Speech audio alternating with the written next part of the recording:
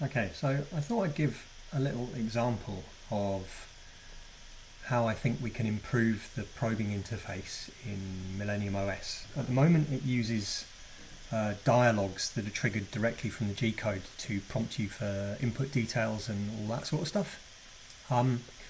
I think there is a better way of doing this, and that is to use a Duet Web Control plugin to allow you to enter the information when necessary within the job. So this is my first attempts at making a sort of walkthrough type process for providing that information. So you can see up here there's a list of steps in the job.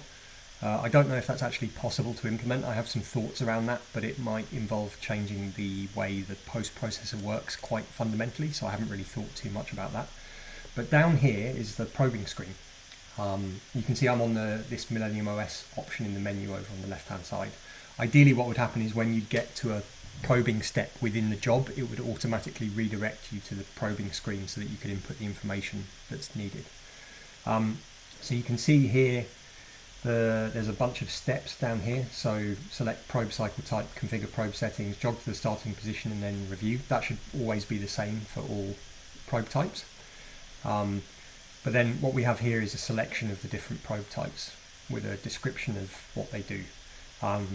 We could add some more information here, say for example put a sort of rendering or something of how the probe moves for each of these probe types or something similar to that.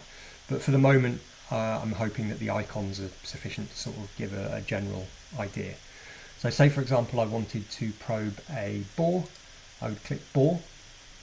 That then moves on to the next step, which is allowing me to configure the different settings for that probe type. So I can set the depth, the diameter defaults to a certain value, same with the over travel. I can also type into these fields, so that makes it a bit quicker. If you tab, you can actually control the sliders using a keyboard. It's not necessarily the nicest way of doing it because the step is 0.1 millimeters, but you can tab between them to set everything, so that's kind of cool. I haven't implemented the jog to starting position and review steps, but they're pretty self-explanatory. I'm hoping the jog can have an interface that's slightly less error prone than the inbuilt RepRapFirmware one.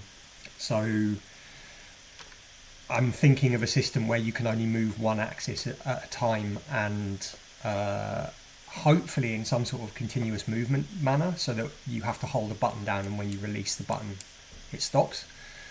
Whether or not that's feasible I don't know, but that's something I'd like to think about. And then obviously the review would allow you to sort of just confirm that the probing settings are correct. You can go back once you've set these settings and redo them. So if I wanted to do a boss instead, I now have different options. So you can see now I've got a clearance option here because the boss probe requires a clearance.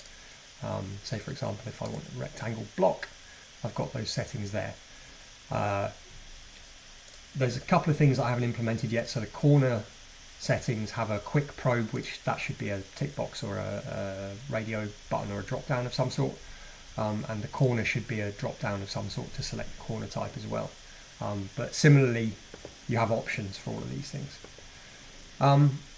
So yeah, I'm just sort of playing around with things at the moment, and I reckon there's a way of doing this that integrates the UI for probing more appropriately into Duet Web Control. Obviously this stuff takes a lot of time and a lot of effort to work out, so if people feel like donating to the cause because they feel like this is worthwhile and they want to see this stuff exist for the Milo, that would be cool. If not, any sort of technical knowledge around Vue, and if anyone else wants to work on this sort of stuff and contribute to this, I'd be very happy to see some level of collaboration with other people on this. I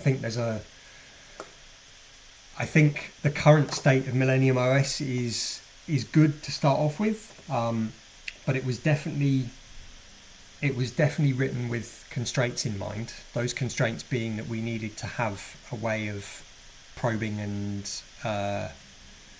setting up workpieces and that sort of thing, we needed to have that available for when the LDO kits for the Milo 1.5 came out.